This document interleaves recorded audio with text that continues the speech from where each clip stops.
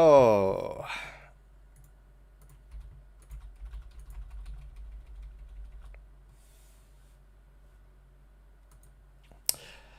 Greetings, Pathfinders. I'm your host, Dustin Knight, and with our special guest, James Beck, I welcome you to another episode of Infiknight Reviews.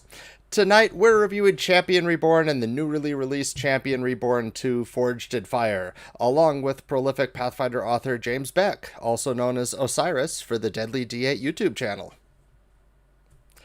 Greetings.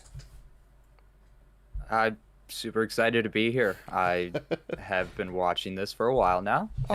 and I after that samurai review, I just knew I had to eventually come on to talk about whenever a new product was getting released, and lo and behold, I had one right in the chamber ready to go. Okay, Awesome. finished Monday.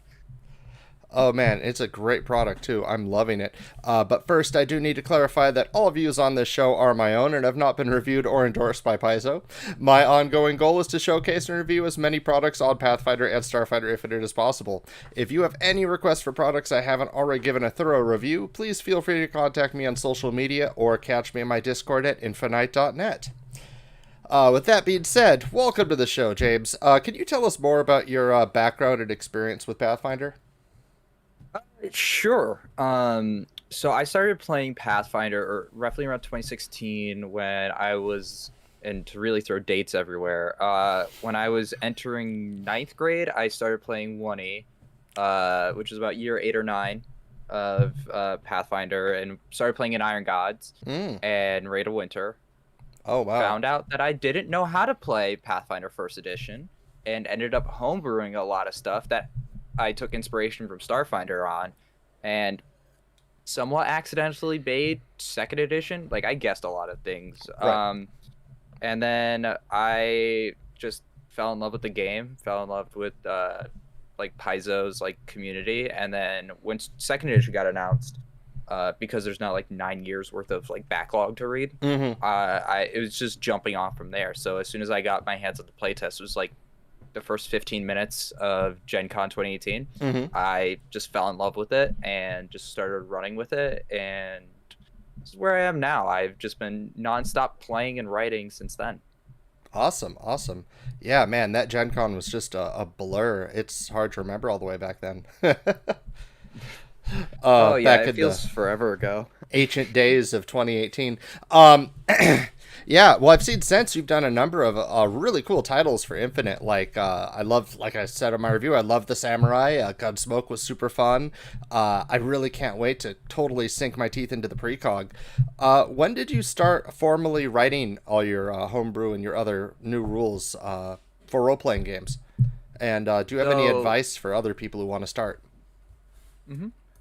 Okay. So I started writing right about um my like sophomore year of high school, where I was getting a little bit more experience with it, and when I started, it was around the end of sophomore year, and I was starting to get into the No Nat Ones community. The Mm. pandemic hit, and then I was just bored a lot, and I was playing Pathfinder like one does. Now, granted, should I have been writing Pathfinder during school? No, but you know what? Like, sacrifices during a pandemic have to be made, and so were my grades. I'm kidding. I Right, right. passed the honors. And then I found a great community on No Nat Ones where it was a few of my friends, Tabletop Obscura, Sean, who's currently in chat right now, Elder Dreams Games, a friend of mine, Artemis, and then a few others, and I started just releasing some of the homebrew that I had written. It was a lot of 1E to 2E and also 5E to second edition. Mm-hmm. Retrospect, it was bad, but Mm. that's where I had these great friends come in and help me with, because they actually taught me how to write for the system Mm-hmm. via me failing forward, essentially. And then my biggest advice for that, like from going from there, was when Pathfinder Infinite was like announced and released. I knew that I wanted to start putting products on there, Right. and it took me a while to like fully understand how it worked, Mm-hmm. what products I wanted to do, and then. But I think once I figured out like the general releases like I want to do, like the projects I want to do, Right. I think that's where it kind of like started taking off for me. Awesome. And partnering with Eldritch Dreams Games to do like the layouts. Like I think Champion Reborn was the last time I did a layout, and then I have pushed the that responsibility onto my brilliant editor and layout guy, and since then every PDF has just come out so beautifully. Well, if people want to see the difference right now, I'll just skip ahead really quick and show them. Here's the difference, the first page and the title cover for Champion Reborn 2 Forged in Fire, and the layouts for a second down here. Oh man, they're really, really, really, really nice. Yeah, this is one of my biggest advice is find people who can do your job but better. And bug the crap out of them. Because here you literally just seen part A and part B of what my writing career. Like I think my writing has overall been generally same, if not improved over with time. But layout and artwork, I did not realize was that fundamental to it all until I was essentially seeing what Sean was putting out and in terms of his layout work and like progressively getting like seeing him get better. I just one day asked him like, hey, can you do this project for me? I have I can't remember even what the first one I did with layout. It might have been Inquisitor. Sean, feel free to correct me. But Comat approached me with Inquisitor, and I was like, yeah, let's make this a thing. And I think that was the first one that like I officially had my name to in terms of layout work, right? Just because I've known Sean for so long. And then and then we kind of just went from there. And yeah, now like you can see the stark differences, and I'm not getting rid of Sean anytime soon. Let's just put it like that. I'm not gonna go back except for the Alchemist, except for the beginner's guides, because I really want those to look more community friendly. Meaning that like I released the Alchemist guide for beginners last week, and that looks like a scribe tool, but that's because I've actively wanted it to look that way. Gotcha. It was a very intentional design choice. One, because I didn't want to. I have Sean working on other projects. I do not want him to take time out of his day to go do this one. Gotcha. But two, I really wanted to make it look community driven. Like this looks like something that people would scribe tool and send, because that's how I got started. And I wanted people to see this very basic like beginner's guide essentially. And I think I did a good job with it. And currently Twitter just finished its poll for what the next one was going to be, and I need to start writing that eventually, but probably not for next week or so. Gotcha. Yeah, I put a link in chat right now to Sean or Eldritch Dreams Linktree, which will have information for all their sites in case any other aspiring writers out there want to use them for layout, formatting, and to see what the work he's done. So you could go and check that out. Oh yeah, it's only gotten better with time. I mean, he's been killing it. I'm 90% of this is going to be praising him. I'm just going to be real honest here. Oh, well, it is worthy praise. But what did inspire you in the beginning to write Champion Reborn? So Champion's my favorite class in 2nd edition. Okay. But I've never played a pure lawful good champion. And I see a lot of people talk about champions being alignment locked. You know, let's say you're a champion, you're fighting a neutral like enemy. You're kind of like you're not useless, but in the sense that a lot of your cooler abilities don't really start happening, right? Yeah. Like they don't take lawful damage, they don't take the good damage. So champions are only really good against what? Like fiends, undead, and whatever you swore an oath against, which you had to like take a 2nd level feat for. Right.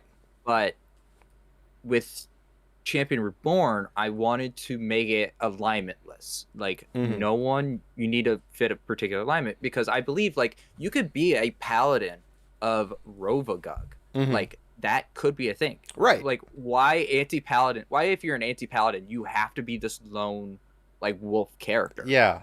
And that's kind of like what I put my mind through. Like there are good like lawful good guys, but like what does lawful good mean? Like if I'm in a like kingdom that just rapes and kills everyone, that's lawful good. That's a law that's in place. I could be a paladin. but to everyone else's eyes, that's anti-paladin. That's terrible. Those are horrible things. Mm-hmm. But I wanted to give this more broad example of what champions could be. And that's where we brings us to Champion Reborn, Champion Class Without Alignment. This is essentially my third iteration. I've written this 3 times. I was not happy with the other 2. I was really happy about this one. That's why I released it. I just want broader concepts, and I think Tui's starting to finally move in that way. But I believe that alignment is so. I'm not saying locked, but it's flexible. It's very this fluid movement, and I think, in my personal opinion, sorry Paizo, that champions shouldn't be alignment locked. Like, they're not in first edition. Essentially, I've a little bit yes and no, in terms of paladin, but I think 5th edition does this great job where you don't need to be specific alignment to be any oath. I wanted to kind of give that feeling again back to the champion in this case. Sure. All right. So their first thing, and that is the first major difference you'll see here in Champion Reborn, Champion Class Without Alignment, is that you are no longer locked into the far more narrow framework of only a certain varieties of alignments that normal core champions are restricted to. What are the other major differences here, though, in this class? This total redux of the champion. So a lot of this is going to look pretty similar to the base champion, because obviously I used it as my going off point here.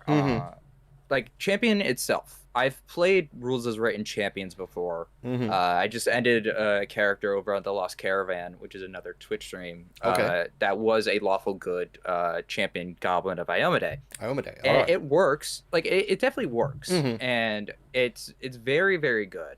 But I think the major difference you're going to see here is, like, the tenets are a suggestion, meaning if you are typically a good character, you might follow these, but I kind of stress more that your tenets should be like worked with your GM on.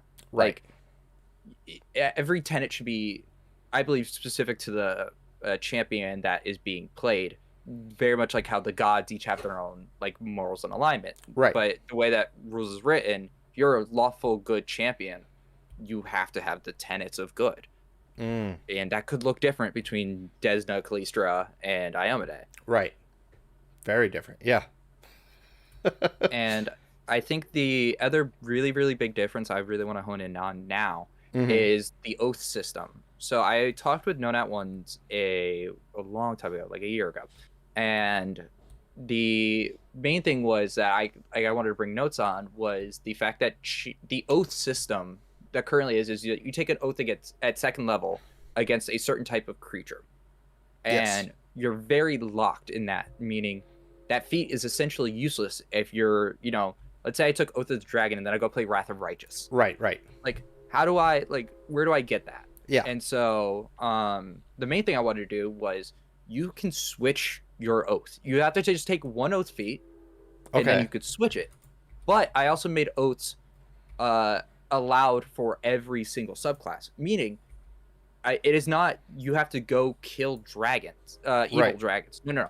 It's dragons. If you're running an all villains campaign, go kill that metallic silver dragon. Like, there are more than one. Like, there's more than one type of angel, more than one type of fiend. You could have corrupted angels. You could have a fiend trying to escape the light from the darkness. And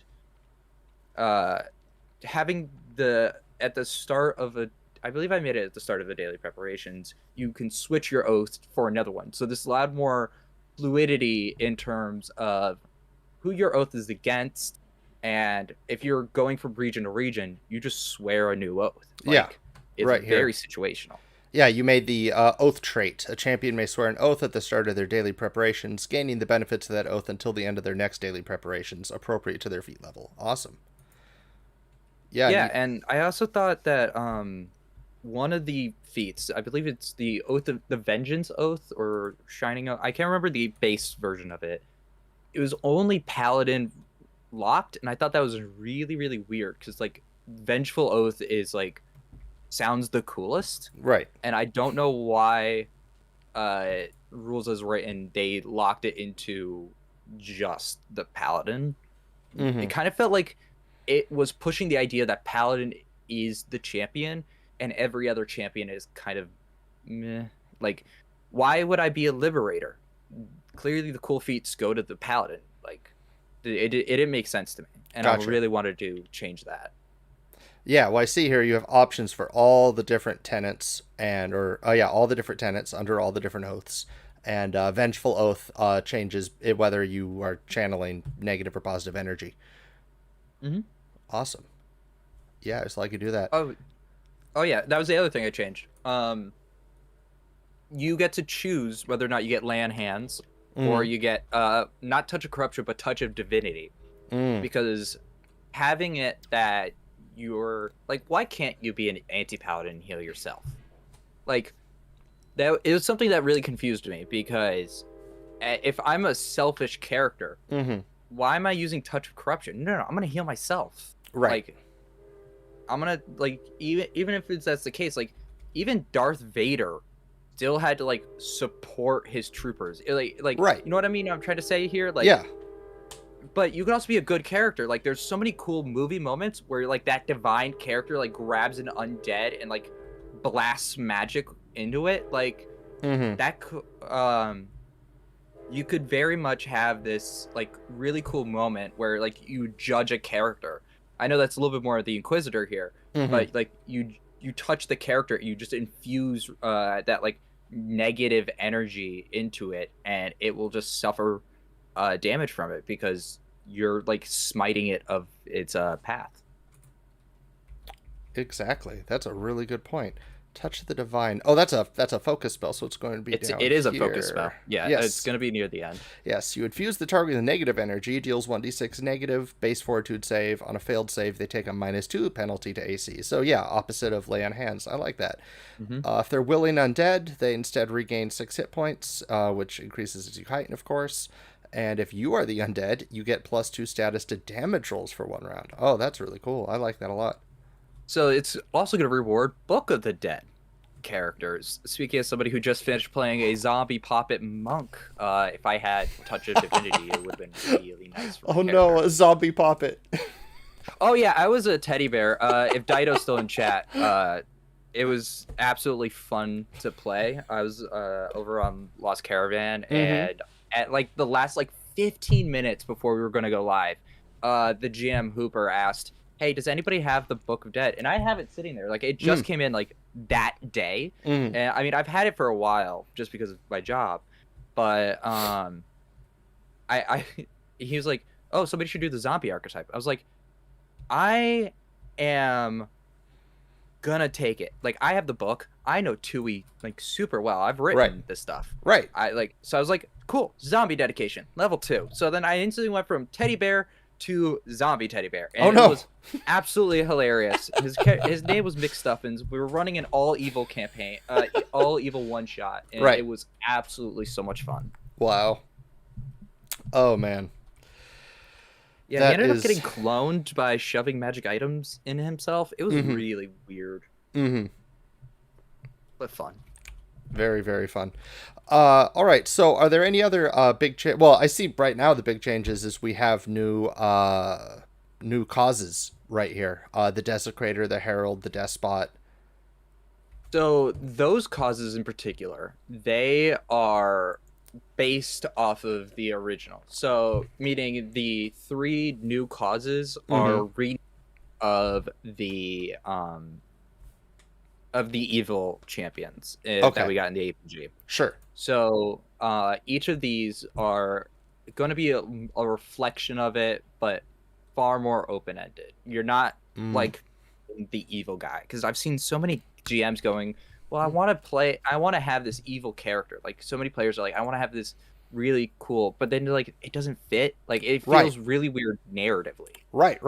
But you could have good people be selfish. Like, Yeah. that is a like trope that is actively like in stories. And so like with the Desecrator, you can desecrate bad places. Like, there are like certain places in both real life and in fantasy that we have just straight desecrated or destroyed Mm-hmm. because of the meaning behind of it. And so I wanted to give that feel to it, you know.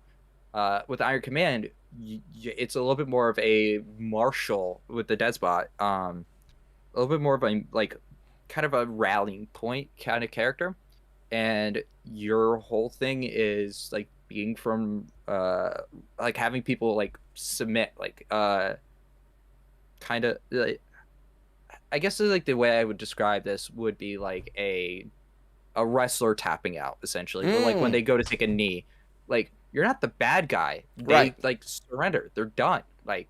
And that's kind of like the feel that I really wanted to like really press here, that anybody can be selfish, anybody can be like a ruler, and they're not a tyrant, you can Right. still be like a ruling character Right. and still be good. That makes sense. That makes a lot of sense. Okay. Cool. Cool. And if we check out here, there's a bunch of new feats in here, and like we've already seen, some redone feats to make it more accessible to every type of paladin.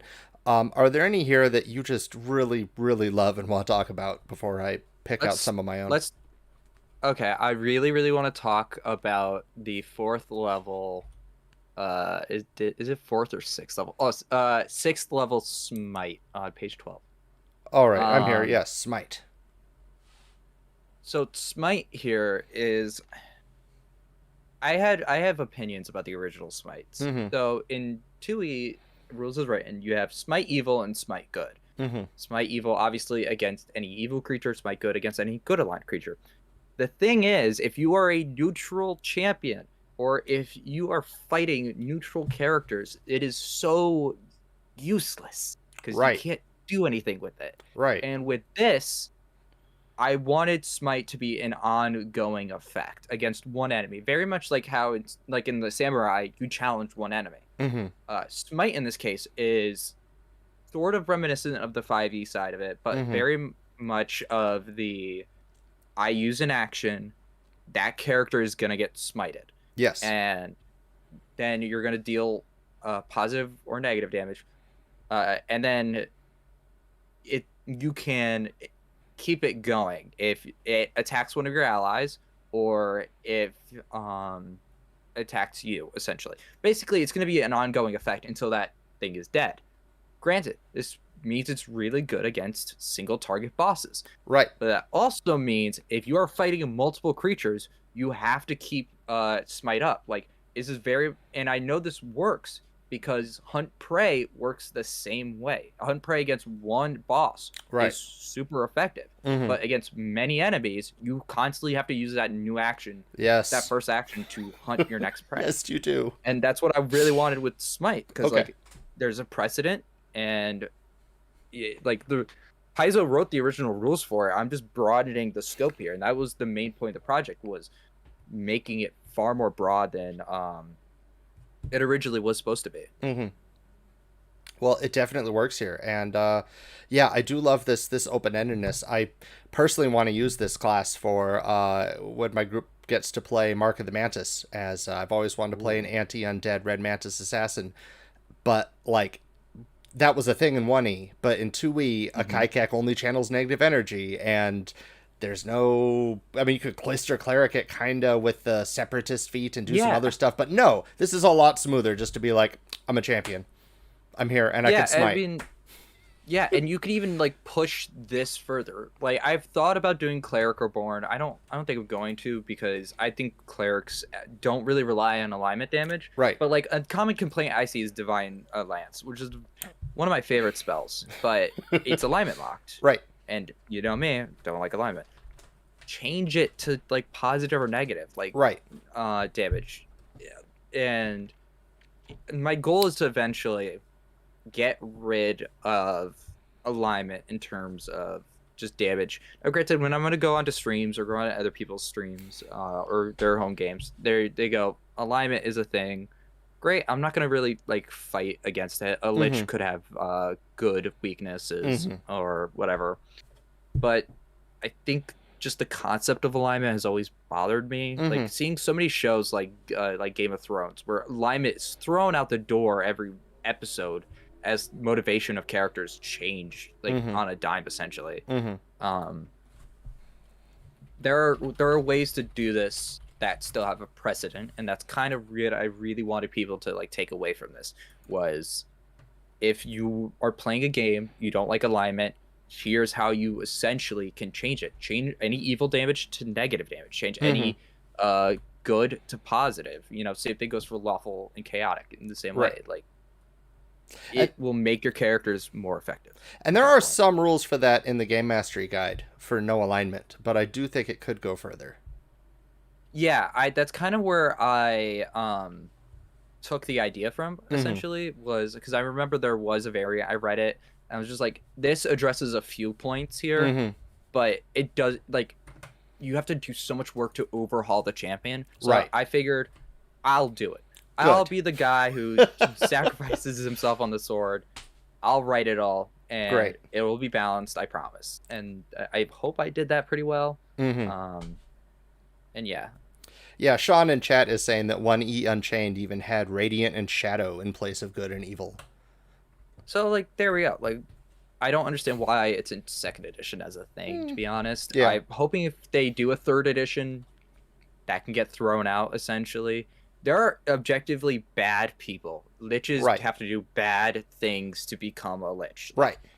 There are just straight, like, things that we all can, as a society, agree are like bad things, but that bad concept can drastically change depending on what region you are in, and then you get into fun conversations about what alignment actually means depending on the region and the cultures and all that. You get in this really fun debate essentially, and it's kind of wanted it to be very thought-provoking.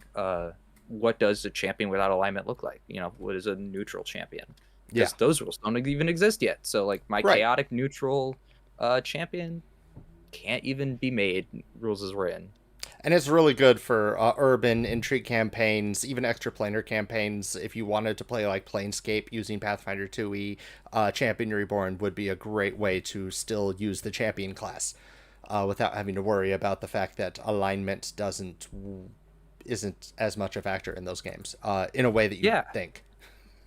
Yeah, and I've tested this. Like I played a character level 1 through 12 using these rules. Oh, sweet. And well, granted, the 1st edition of me writing these rules. Right. You went through changes. Keep in mind how that looked. Right. But it was a like I think I had like the assassin archetype and the I can't remember what archetypes I threw on this thing, but it still worked and it felt really narrative well for my character because I still cared about my allies. I'm just chaotic neutral. Like I'm the rogue because we didn't have one of the party. Like I still can be this morally gray character, and I for the campaign it worked really, really well for him. I don't think it would work outside of that campaign. Right. And I do love that you put everything in here so you could use just this book. Like if you're a champion, you could pretty much just print this out, bind it, bring it with you. You don't need to use this plus the core book.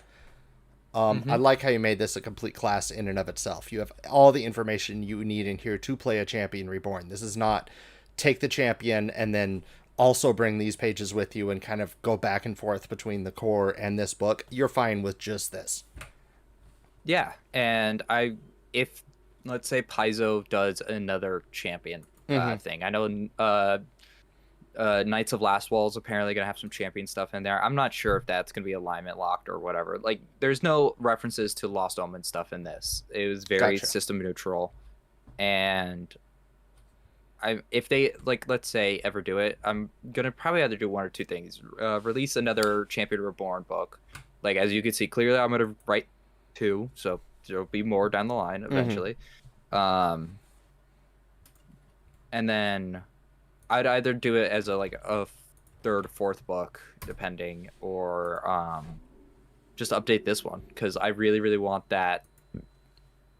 I don't like classes where I actively have to go back into the core rulebook to do. Like, I've seen so many adjustments for stuff. Like check out page 65 of the GMG for this particular rule. I'm like, no, just tell me where the rule is. Just reprint it.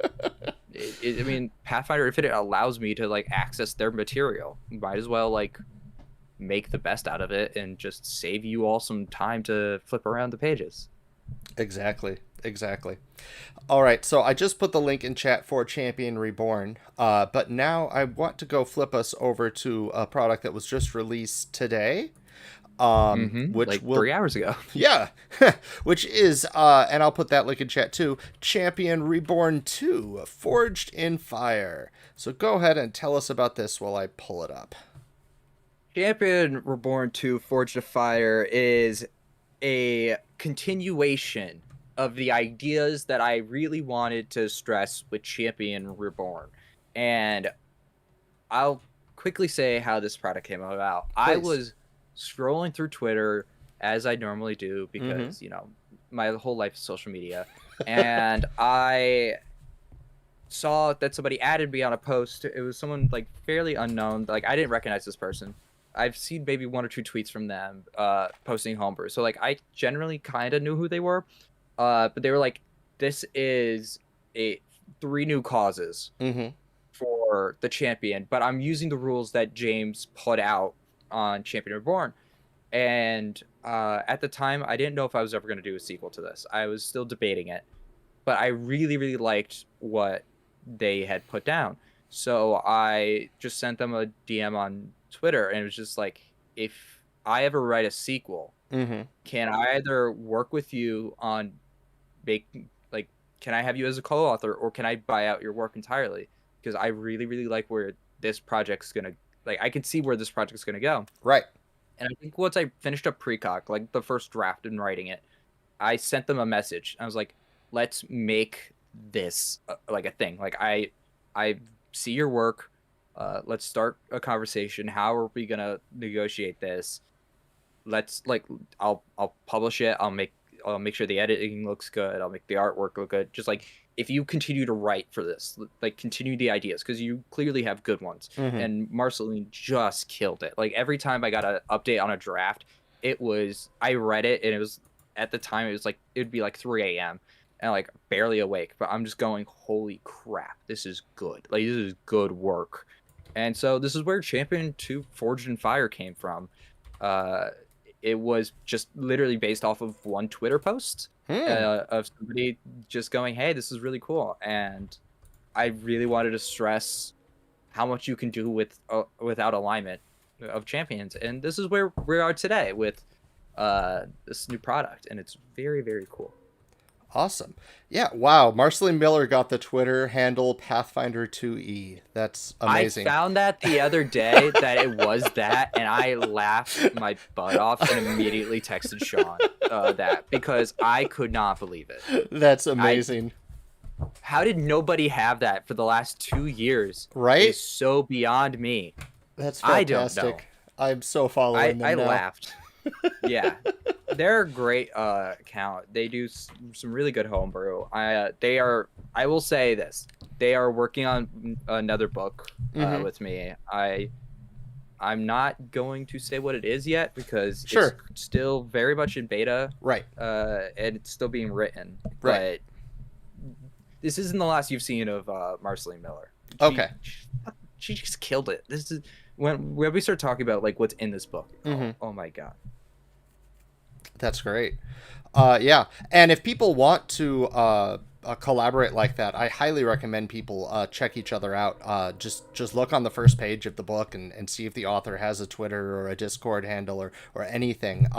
You could also check out communities such as Infiknight.net and check out the Infinite Possibilities Discord, as there's a lot of different creators there. And one of the magic of the OGL is the fact that anything you publish under the OGL, other people can take inspiration from and expand upon. Like a month ago, I noticed Sasha Lorenoa Harving took my shaman class and just made a bunch of new spirits for him and put them on Drive-Thru RPG. And I'm like, oh, that's great. That's awesome. Yeah, I love it. It's so cool. Yeah, it's a community. Yeah, so let's go ahead and check out Champion Reforged 2. First of all, love the cover. Even love this first page right here. Really, really, really amazing artwork in this book. Once again, Sean, is just a layout god. There's a reason why I'm never letting him go. The cover alone is the reason why, and he's done such other great works. Like I threw precog at him. I'm like, I don't know where you're gonna find the artwork. I don't know where you're gonna do the layout. And as soon as I got that cover, I'm like, yes. And the same thing goes with Samurai. Like he had that Samurai cover done like after like 10 minutes. Like I sent him the first draft of it. I might be exaggerating with the 10 minutes there, but it was like insanely fast. And I got like 3 variants of the cover, and like the layout that we ultimately went with looks so smooth. And if just a shout out for you here, like you reviewed it on stream, and I was just like seeing other people's reactions, because like for me and Sean, the only reactions we see are reviews and like Twitter, and Gotcha. so seeing people like talk about it was so cool. And yeah, if you ever do a review of Precog, the artwork in that is so cool. But I really, really want to talk about Champion Reborn too, because it was a fun process to work on this book. Oop, Champion Reborn 2. There we go. All right. Great. So we'll start here. Forged in Fire, the second part to the Champion Reborn series. Link here to the original work. There are some new causes immediately noticed. So yeah, my eye instantly went to the Ronin cause as I started thinking of using that with the Samurai archetype, and especially in like a free archetype game. Yeah, Ronin. Okay, so when I was talking with Marceline, I didn't know the Ronin cause was going to be a thing yet, and so I released Samurai. And as soon as I saw the Ronin, I literally had the same thought of you as you. I was like, oh, if they use also the Samurai archetype that's currently on Pathfinder Infinite, they could totally make a like 7 Samurai, kind of character. Totally. Where you're very much in this, and it feels very unique because going into Ronin here, you don't you're kind of locked out of stuff. You are untrained in your devotion spells and your divine stuff. You don't get a divine skill. You're essentially godless. Right. And you are a Ronin. And you get some really, really cool abilities just based off of like that ability. And so you get the penetrative strike reaction. And also, I just want to point out here, look how it has no tenets either. Like the whole idea was that you do not serve a god. Right. And so with the penetrative strike reaction, when an enemy is about to strike you or an ally, you get to hit it first. And you can potentially disrupt it. And I figured this was a really balanced trade-off, because you're sacrificing a lot to make that work. So having a slightly more above board reaction works really, really well. That makes sense. So Marceline did all of the causes and the divine allies and a bunch of the feats. And I had my hand in it in terms of adjusting things, doing the editing. But as soon as I saw Ronin, I knew this was going to be a good product. And that's why I pushed for this to get done so quickly, because I really, really wanted this to show off why Champion Reborn was so needed. And these are complete causes. They have the Divine Smite, like the Ronin getting persistent bleed damage equal to their charisma modifier. They have the full Exalt ability, where the Ronin gives a bonus to allies when they use preventative strike within 15 feet. And they have feats helping support these different causes. Like the Ronin could use a ranged weapon to use their reaction with their first level feat. Yeah. Elden Ring and Tui, essentially. Exactly. Perfect. And then next up we have the Seeker. Instantly when I saw Seeker, I thought that's the term that's used for higher level Pathfinders in Pathfinder Society. And this would work great for a Pathfinder or someone using the Pathfinder archetypes. What was really, really funny was I was going to write more causes just to support this product a little bit more. And every time I thought about a new champion, I was like, one hasn't been done with recall knowledge yet, like an intelligence based champion. Yeah. And then I got the draft. I then reread the draft, and sitting there was the Seeker. To be fair, I was just so enamored by Ronin, I forgot to read some of the other stuff in there. And Seeker immediately first went over my head. Then when I went back to do the editing work, yeah, Seeker, as soon as I saw it's all about recall knowledge, like, this is perfect. This will work with so many characters, because recall knowledge does not get used a lot in as much as it really needs to. Yeah. In terms of player side, unless you're playing an investigator or mastermind rogue. Right. I mean, I know there's a debate over how much information you should give with recall knowledge, or whether or not players should be able to ask for specific information. Oh, and real quick before I forget, Novel Enigmas in chat asking if this opens up a Rahadumi champion, and I could confirm that in Ronin it does say you could follow a philosophy that does not grant spells, such as the laws of mortality. So yes. I was about to ask. I don't even know what the Rahadumi thing is. I've never heard of that before. But yeah, that's the country totally. Where the laws of mortality are kind of the default philosophy in that country. Then yes, good job, Marceline, for catching that, because I would never thought about that. But yeah, definitely nothing. I really like that it was stressed that nothing divine. Right. And to be fair, if I was gonna go back and replay that chaotic neutral character from before, Ronin would probably be one of the ways I would have gone, depending on how that character was gonna go about. But with the Seeker here, right, the whole thing is about using your knowledge. And so characters such as like Bo from Critical Role is very much knowledge, and you essentially can make a recall knowledge check as a reaction, and then also grant resistances. So not only are you gonna learn about the enemy's like weakness or resistance to stuff, you can also save your ally at the same time. And the way that I think that recall knowledge should work is, in a sense, the more specific the question, the more specific the answer. If I go recall knowledge trolls and I roll a success, well, you know, they have weakness to like an element. You're not sure which one. They kind of live in their own like societies. They're like outcasts. But if you go, I want to know if this creature is weak to negative damage. Like if the troll is weak to negative damage. If you roll a success, I'm gonna go, they can get harmed by it. But if you get a critical success, no, they don't. But you get a sense that there's another resistance in there, a weakness even, that potentially can get it through. It's not negative damage. It could be something else. Gotcha. That kind of gives a more player freedom, because somebody else on the internet, Derek Melinda, from Knights of Last Call, a good friend of Deadly D8, has a very interesting take on it. And I kind of disagreed with him a lot on his opinions on it, and thus why I use the current system I do now. It's still secret checks. A lot of people are like, oh, it's really hard to lie to players. We all lie to players all of the time. That's what chaotic neutral NPCs are for. Right. Lie. Like, you're not the lawful good champion. Like, you could still lie as a GM. Are you lying when you say there's something, but there might be something behind the door? No, just be vague. Yeah. So if they're asking about, does this thing have a reaction on a success, so you're like, this thing doesn't look very reactive, or on a critical success, they're like, they have no reactions.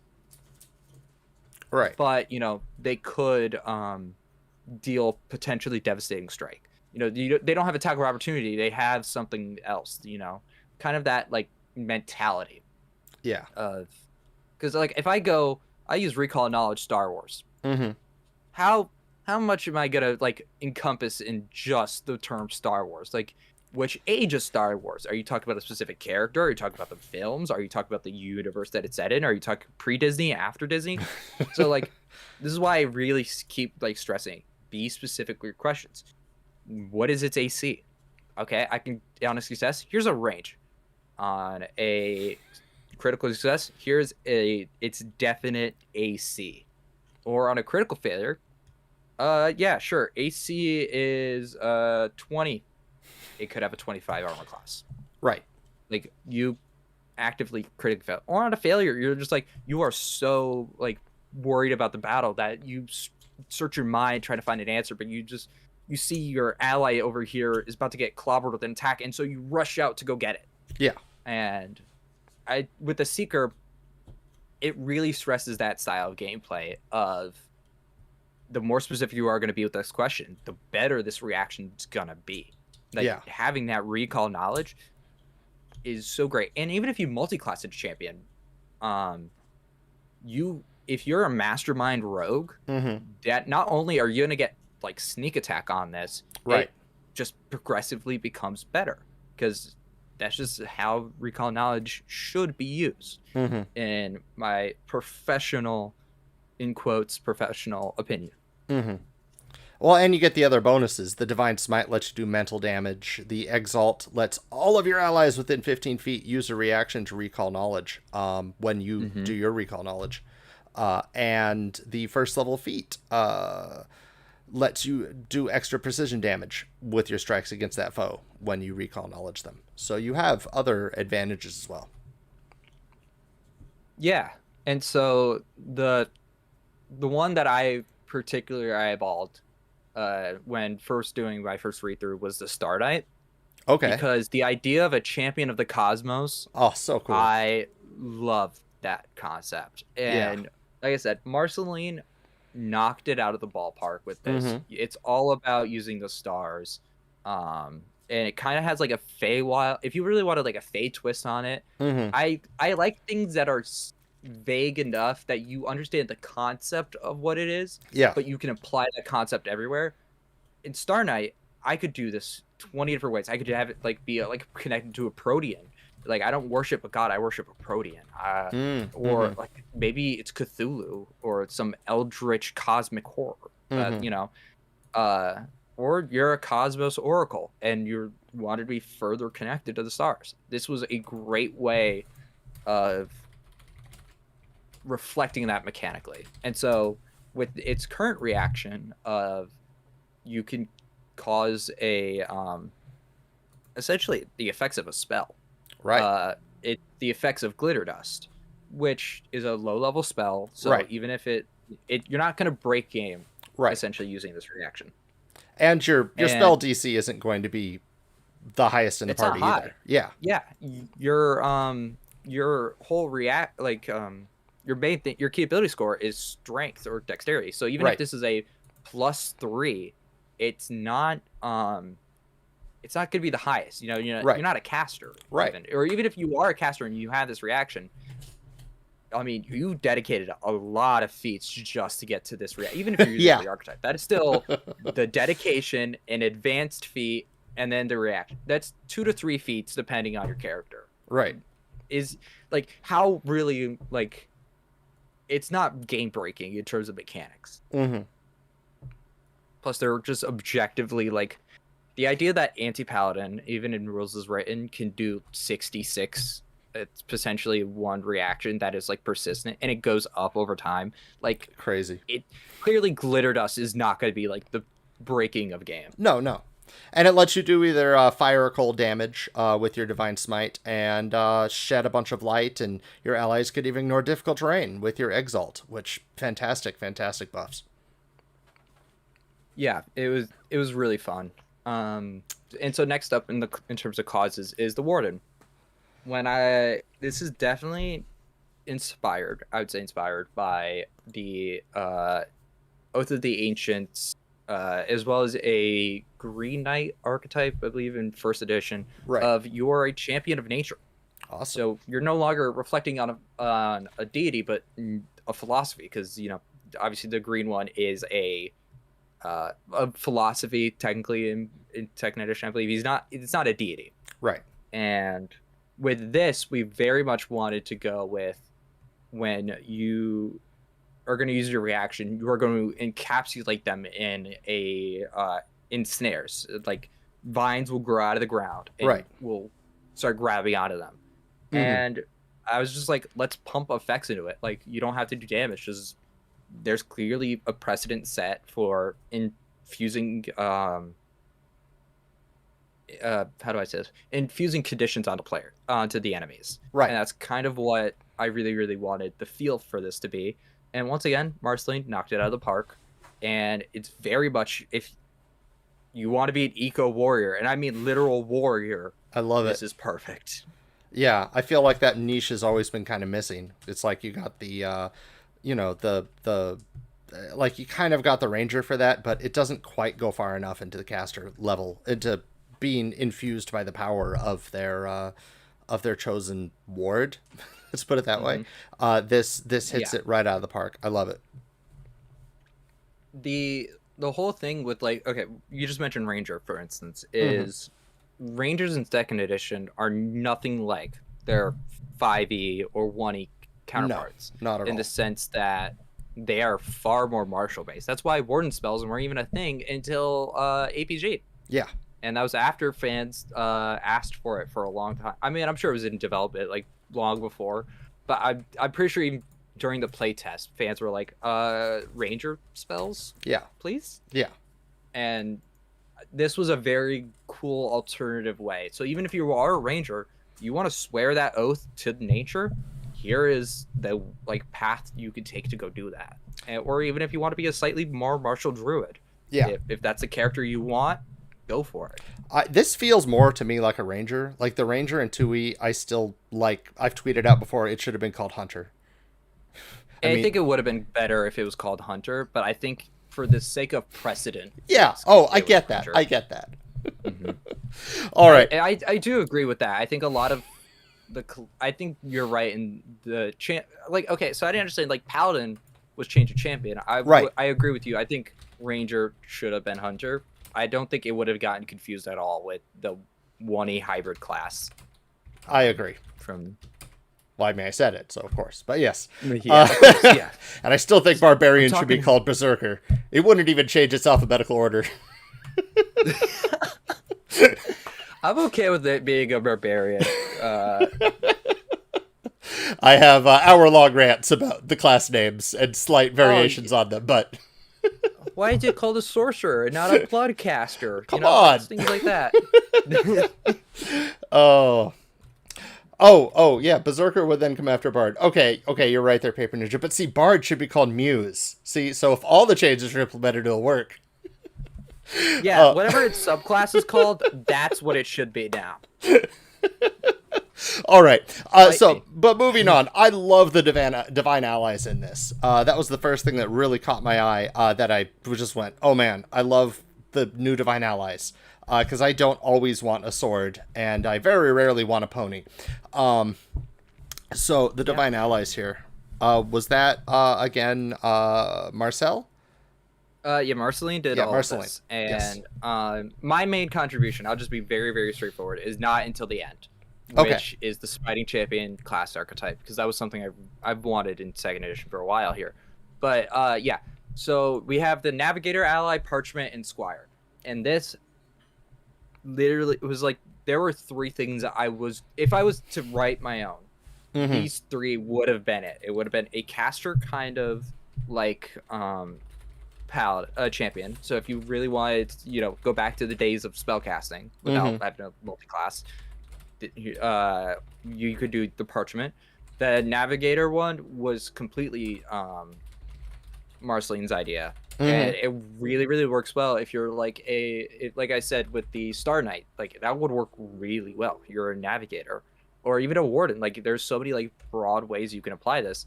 And Squire being a familiar, because familiars in second edition are just awesome. Yes. And they do not get the amount of love and attention they should be getting from everybody. Except when you're a witch, which they get all the love. Exactly. Yeah, and I loved, so I was reading when I was reading Navigator, I thought, okay, yeah, it could work as a compass. Then I saw, and it lowers your flat checks to hidden and concealed creatures, and I'm like, whoa, that's such a good that makes so much sense. I like it so much. The Parchment was the one who really got me instantly. I love E-Res. I loved the Cantrippers product on Pathfinder Infinite. That whole idea of having a spirit of magic that makes little scrolls for you, a little magical printer ally. I'm totally on board with it. And plus, it's fantasy. Like, what's really gonna stop you from summoning a magical printer to just give you your scrolls every day? Yes. I like the idea in my head that you're consulting a prayer book, and you're like if you worship a deity, it appears there, or if you're like, let's say you're a Ronin, Mm-hmm. you stole a prayer book from somebody and Mm-hmm. you're just ripping out pages every day, and it's like, these are my scrolls for today. I And love the idea of opening magical booster packs every day and throwing your first level spells at people like that. I would roll on the chart to see what spell I I get just would. to keep up that fantasy. And then, of course, you have the Squire ally, which basically gives you a Leshy. If you're a Kinda? warden, yes, It's a familiar. you're gonna get a familiar. Yeah. You're gonna get a familiar, which means you can still customize. I like the idea that there is a using this. There is a Rovagug familiar out there Mm-hmm. that is just the most horrific creature, like twisted familiar out Right. there, and you're just a champion who has it now. And so, if you ever decided to go, if they ever make a way of a Tarask Instinct for second edition, Okay. having that would be absolutely hilarious. It would be. Wow. That would be something else, man. Yeah, it's funny. Just reminding myself, my first PFS character was a champion, and they had gave a special feat in PFS that lets you get a Leshy familiar, and I just took it as my first level feat so badly because having the extra focus points from having a familiar makes playing a champion who burns all their focus points every combat so much more fun. Oh yeah. And this makes it even easier to do because Divine Allies, a feature you get at level 3. Oh. And so the other ones are the Divine Smite and Exalt, were basically just the expansions that we would already have gotten as if from the core rulebook.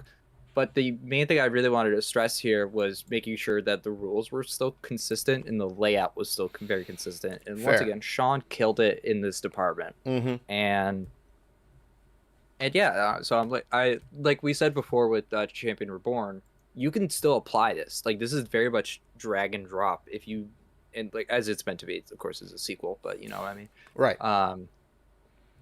But yeah, I was really proud about how this came out. Yeah, it looks great, and it's very easy to read and absorb and get all this information down, and inspiring. I got a lot of fun character ideas reading through this. You updated all the oath feats to include the 4 new, my brain just died, causes. Mm-hmm. And it still works as if it was from Champion Reborn, meaning you could swap these out consistently. And I wanted to really make sure that Marceline did this on her own, but really wanted to also stress that you have to go back and revisit these feats. If I set up this system where you can swap out your oath, it would really, really suck if you took dragon. If you really wanted to go slay dragons, like your whole campaign is a Dragonlance like vibe, and you just didn't have access to it. And so Marceline did, and this is how it came out. And we also got one brand new oath, the Medusa's Oath, which is all about slaying Gorgons. But instead of giving you a specific reaction, you're gonna get a very specific focus spell, which is Gorgon's Gaze, which appears near the end of quite literally the next page. Right. Yeah, you've sworn an oath following the example of the mythical first Medusa, created to punish evildoers and protect the innocent with her petrifying gaze. Oh, I like that a lot. That's really cool. Yeah, not so much Percy Jackson, but in terms of actual mythology. And he says it's in the next page. Oh, here it is, right here. Gorgon's Gaze. Yes, you can make them clumsy, slowed too. Oh, yeah, that's great. That's perfect. That's awesome. I was a little worried. I'm like, Gorgon's Gaze, giving petrification to a PC at level 2 seems... Oh, okay, good. No, that's good. Yeah. Yeah.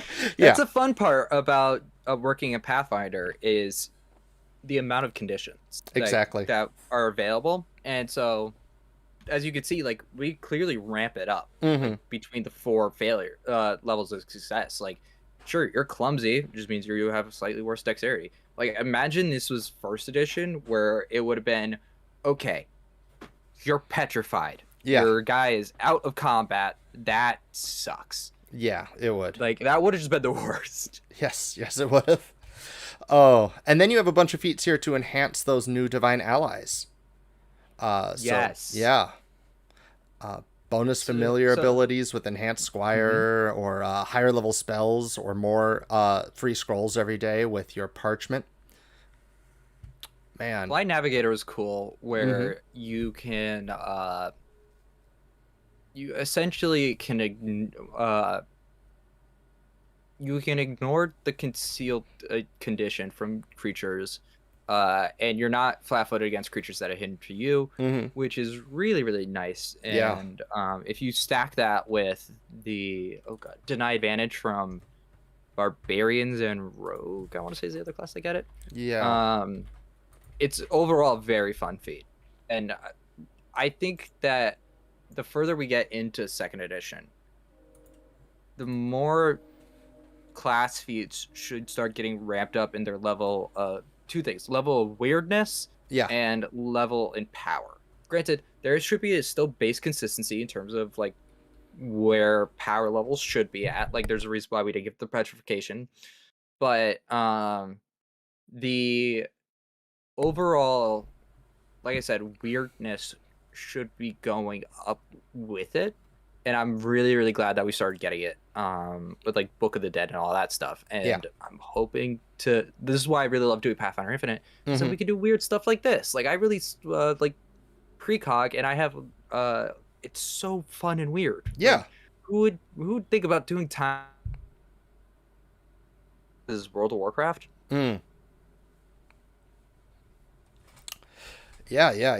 Definitely. That's totally the advantage to a lot of third-party publishing. I mean, I made my card game you could play in character as a Pathfinder Infinite product, knowing that Paizo's not going to use 20 or 30 pages to write about something like that.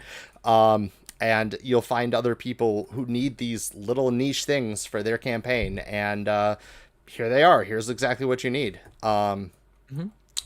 Yeah, I buy a lot of Pathfinder Infinite products. I in the last year, I would say, the more I got into freelancing, the more I met freelancers in general, the more I started trusting a lot of the third party, because, well, one, I gotten used to writing it myself, but most people can understand where the balance in this system comes from. Now, granted, does that mean every bit of homebrew that you see on Twitter is perfectly balanced? No. That's all rough draft. The only person I really, really trust on Twitter would be with that is like the close friends that I actually like know can do consistent good work. But that's all beta testing. Like, that's all. Only take Twitter at its face value 50% of the time. It's a 50-50. But if it's on Pathfinder Infinite, I'm gonna trust it 9 times out of 10. And if I think something's broken, I can always change it in my home games. Like, there's nothing that's stopping me, and that's kind of what I do with Paizo all the time. Like, not everything is perfect to your game. Precog probably does not fit a lot of players' definitions of what a caster should be, and like even Ironclad, which we also released, which is doing really, really well. That kind of stretches the definition of what it means to be a tank into like, a lot of people define tanks as a lot of hit points and can absorb damage. And Comat just knocked it out of the park with making it feel very, very unique. And I definitely gotta check that out and do a review. Ironclad is so good. And yeah, so there are writers that I actively make sure that I keep on my, I would say, payroll if I was a company. Gotcha. But Comat is definitely one of them. And the main thing I really, really want to stress to anyone who works with me in the future, I don't want to be the reason why people burned out. And so the thing is, I constantly make sure that all my authors, my editor, like even Sean, who, like I said, I work with a lot here. I don't want to force you to work on a product you don't want to work on. I think that's the greatest thing about Pathfinder Infinite, and the reason why I'm so dedicated to making sure this website is getting new products either weekly or bi-weekly, is because we have freedom. I do not give you a word cap. I do not give you a page limit that you need to hit. Like, if you're doing like official work for like Paizo, Wizards of the Coast, most third party, you're like, here's 1,700 words. Fit your entire archetype in that. You're limited to it. But with this, I love the fact that I made Smiting Champion 1 page. Hmm. And it's really, really fun. But if I really wanted to, and I didn't want to because I thought the archetype was done, I could have written 5 more pages for it. I don't think it needs 5 more pages. I think it's very complete where it's at now. But essentially my point being is we're allowed, because of Pathfinder Infinite, to cover the things that Paizo just can't. Right. Or busy doing other things. Like, right. I'm glad that Book of the Dead exists. Book of the Dead should not be on Pathfinder Infinite. If you release a whole like thick rule book like that, right, go to an actual third-party publisher.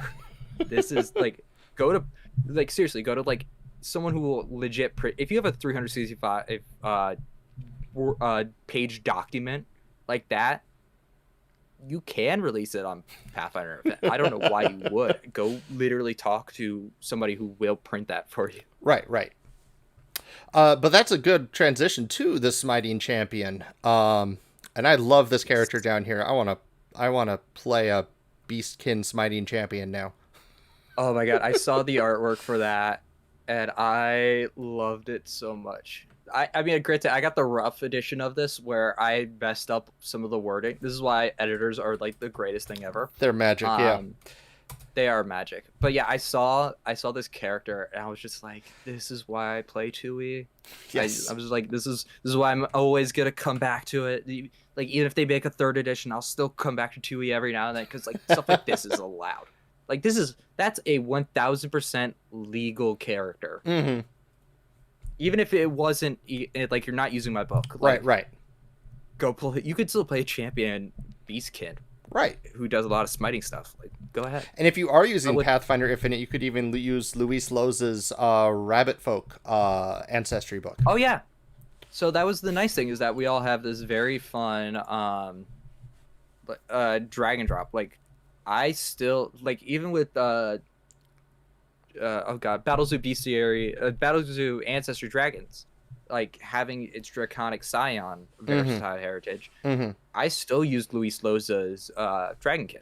Right. There are just certain design ideas that can only work in their own products, essentially. Like the Lands of Thea Rabbit Folk doesn't really work well with Luis Loza's. Right. But allow for more than one type of rabbit folk. And I've really been debating this like concept for a while, and I'm sorry for rambling here about it. No problem. This is something I've spent like the last 2 months like full on debating with myself of what if you have 2 of the same concept, because I've had concepts like that I wanted to do on Pathfinder Infinite that somebody else did, or I bought a product that had neutral champions in it, but I also have another product that also has neutral champions. They follow 2 very different sets of rules. Okay. And the main thing that I've come to, at least for right now, in my decision on how it looks, is the idea that there are many, many different types of people, and thus why you could have 2 very different things be related, but feel completely different. And that's how I feel about the Dragon Scion and Dragonkin.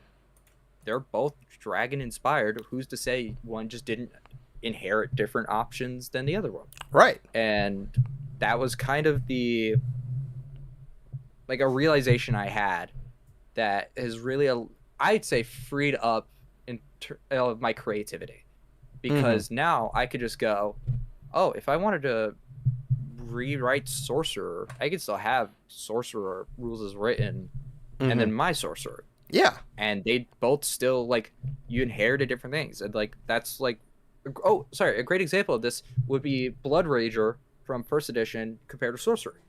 They got different bloodline powers than their Sorcerer counterparts. And that's kind of the way that I have balanced it out.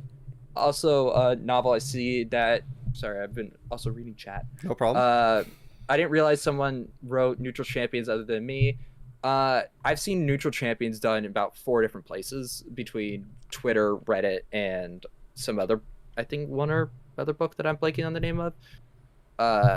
Granted, I now write Champion Reborn, so neutral champions just mean champion.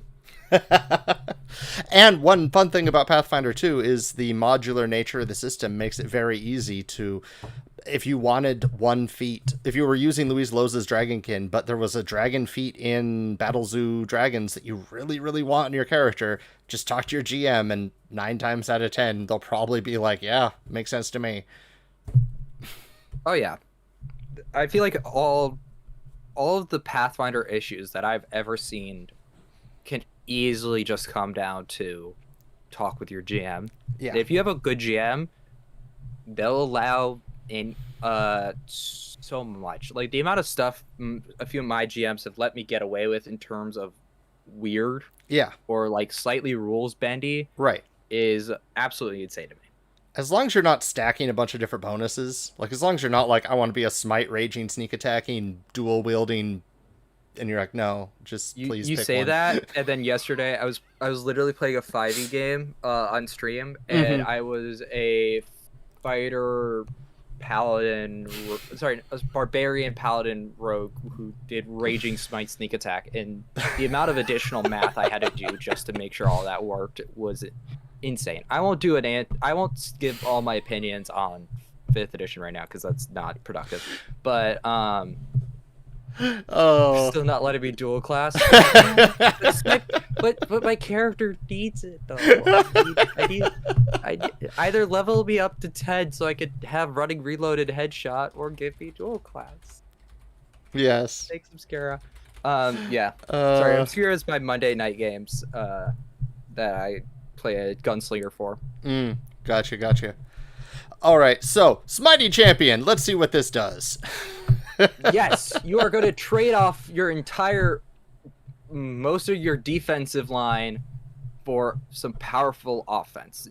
After all, a good defense is a better offense. And so somebody once mentioned on Discord or something, I think I even asked them if I could do this concept, and like if I could borrow the concept from them, and I got a yes. Was to trade off your defensive maneuvers for more offensive stuff, and thus the Smiting Champion was born. Because one thing I know a lot of players like is to see dice hit the table, and that's what I did. So when you take this dedication, you are automatically going to get the Smite feat for free.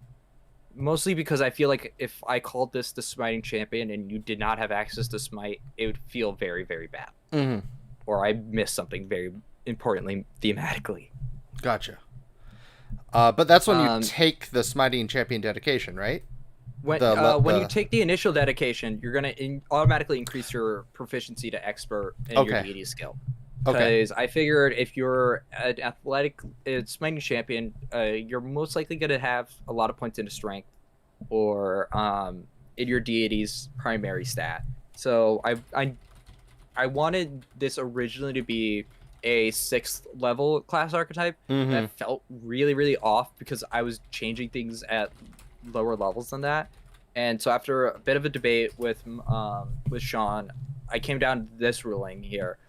But the only reason why I made the dedication slightly, I would say, weaker than a lot of other dedications you could take is because you're also going to get a free bonus feat at 6th level, which is, I would say, a good trade-off for not good. I would say not good because this is still 2e. Everything is good. Right. Not as powerful as other dedications are or can be, but for the trade-off, you're going to be a little bit powerful when you hit the later levels. And that's why, like, I made Careful Smite be 4th level, just so while you're waiting for that trade-off, you still have other feats you could take. I see. Awesome. That's okay. That's a really cool way to do that, yeah. And what was the decision behind making the extra damage from weapon specialization and greater weapon specialization positive or good, or negative or evil?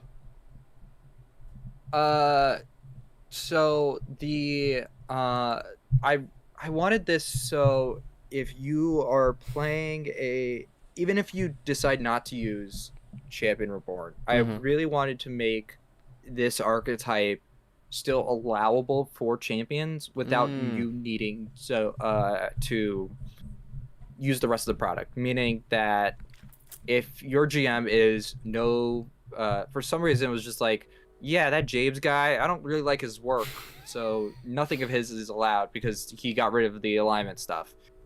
Well, here's an option if you wanted to use alignment. In most cases, you're going to just choose positive or negative. Right. I really wanted it to be your choice. So even if your GM is still all about alignment, Right. then that is a potential option for you. Cool. Cool. Yeah, it looks like a great archetype. A lot of fun you could do with it. It's probably what I was looking into using for the previously mentioned Akaikek champion. So thank you very much for writing all this. Yeah, I feel like a lot of the smiting abilities got moved over to cleric, and mostly channel smite. And I was just like, that's the one thing I feel like champion needed with a bow on it. Yeah. And so this was a very, very good excuse to throw that in there. Yeah, agreed. Completely agree. So did you have anything else you wanted to bring up about the Champion Reborn and Champion Reborn 2 Forged in Fire, whose links I will be throwing in chat right now? Potentially Champion Reborn 3. Ooh. That is currently in the works, depending on my writing schedule, as I still need to finish out this semester, and should probably write essays more often than I write Pathfinder content. But yeah, I don't think I have anything else to really say about Champion Reborn. Pick it up if you like what I do. Please. Oops. And yeah, it's very much it's always will be this very broad concept, and that's what I'm going to keep consistent when Champion Reborn 3 comes out, whenever I decide to finish or start writing it. Awesome. And do you have any other further plans for Infinite releases you want to announce here? Ooh, yes. I will actually announce one that I am currently wrapping up for that has not even been made announced on Twitter, so I will just say it now. The Witch Warper class is coming to 2nd edition. So with Precog, I have seen the fact that Starfinder fans want a 3-action economy. Yes, we do. I hear you, Starfinder players. I will be the Starfinder Messiah in this case, aka giving you a 3rd-action economy. And so currently the Witch Warper is getting entirely converted, meaning everything until now is going to be in that book, which means I am working on class archetypes for it. For, let's say you have the infinite weapons. Infinite weapons. Alternate class rules. You could still play that. It is by far the thickest book I have written ever in terms of Pathfinder Infinite products, because it is sitting about 20 pages long, and I'm not done yet. I still have so much formatting work to get done. I need to throw additional feats into it. It is very, very long, and it will be so very, very cool. And I'm just going to say this now. I am so sorry, Sean, for the amount of time you're going to have to spend looking into alternate reality meta stuff, because that layout work, I'm not touching. That is all you. Awesome. I can't wait. Witch Warper. I love the flavor of Witch Warpers. I love the Witch Warper in my party. I haven't played one yet, but they've been a very big boon, and I look forward to every time it's their round. So I can't wait to see what you do for 2E with the Witch Warper. That's gonna be great. It's so cool, and it inspired me to. I will also announce this. Precog will be getting an update soon. Because when I started designing Witch Warper, I had I guess the word is premonition in terms of describing it, but a few of the mechanics are going to get changed around. Nothing that will alter the class dramatically. Okay. A few feat mechanics will get changed. Everything else will stay the same. I think I'm going to change a few of the focus spells, and I forgot to add in a few feats. But that's nice about Pathfinder Infinite. Yeah. I can just update it whenever. Like Ironclad is getting an update tonight after this, and I eat dinner. Um, Awesome. I can't yeah. wait to hear about that, to see the update to that too.